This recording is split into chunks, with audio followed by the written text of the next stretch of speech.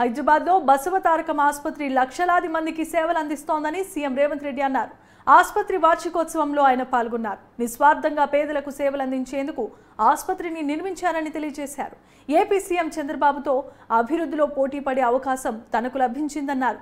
చంద్రబాబు 18 గంటలు పనిచేసి తాను 12 గంటలు పనిచేస్తే సరిపోదన్నారు. తెలంగాణ రాష్ట్ర నేతలు అధికారులు కూడా 18 గంటలు పనిచేయాల్సిందేనంటూ రేవంత్ రెడ్డి స్పష్టం చేశారు. అభివృద్ధిలో తెలుగు రాష్ట్రాలు పోటీ పడాలని, ప్రపంచానికే ఆదర్శంగా నిలవాలని సీఎం సూచించారు. హెల్త్ టూరిజం హబ్ ఏర్పాటు చేయాలని చూస్తున్నట్లుగా సీఎం రేవంత్ రెడ్డి తెలియజేశారు. ప్రజల గుర్తింపు జరగాలంటే నైపుణ్యం కలిగిన ఆటగాడితో పోటీ పడాలి అని పెద్దలు చెప్తా ఉంటారు. ఈరోజు పక్క రాష్ట్రంలో నారా చంద్రబాబు నాయుడు గారు ముఖ్యమంత్రిగా బాధ్యత చేపట్టిన తర్వాత అభివృద్ధిలో, సంక్షేమంలో వారితో పోటీ పడి ఈ రాష్ట్రాన్ని ముందుకు నడిపించే అవకాశం నాకు వచ్చింది.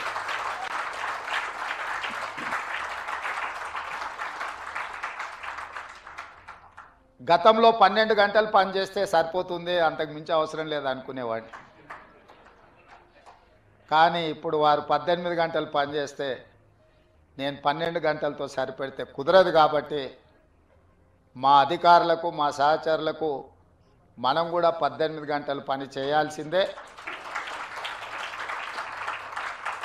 అభివృద్ధి విషయంలో, సంక్షేమం విషయంలో పోటీపడి ఈ 2 తెలుగు రాష్ట్రాలు ప్రపంచానికే ఒక రోల్ మోడల్గా నిలబడాలి అని నేను భావిస్తున్నాను. ఆ దిశగా మా ఆలోచన, మా విధానాలు, మా నిర్ణయం ఉంటుంది.